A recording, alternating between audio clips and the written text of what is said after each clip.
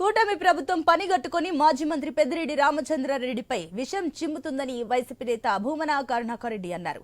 అటవీ భూముల్ని పెద్దిరెడ్డి ఆక్రమించకపోయినా ఉద్దేశపూర్వకంగా దుష్ప్రచారం చేస్తున్నారని ఆయన మండిపడ్డారు. రాష్ట్ర వ్యాప్తంగా వైసీపీ నేతలపై పనిగట్టుకుని అసత్యాలు ప్రచారం చేస్తున్నారని విమర్శించారు. పెద్దిరెడ్డి కడిగిన ముత్యంలా బయటపడతారన్న భూమన కూటమి ప్రభుత్వం ప్రజలకిచ్చిన ఉచిత హామీలు నెరవేర్చడంలో విఫలమైందన్నారు. కూటమి ప్రభుత్వంపై పోరాటం ఆగదని ఆయన అన్నారు.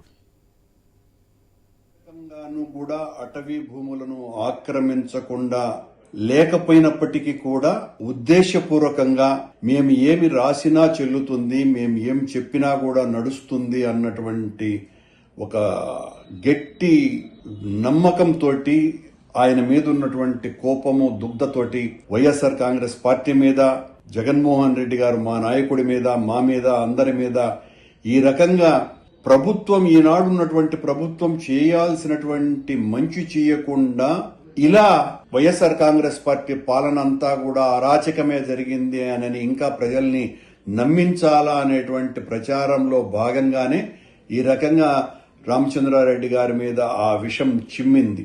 మీరు చేయాల్సినటువంటి ప్రజలకు ఇచ్చినటువంటి వాగ్దానాలను నెరవేర్చకుండా మా మీద విషం చిమ్మి బ్రతకాలని చూస్తే ప్రజలు ఏమాత్రం కూడా హర్షించరు.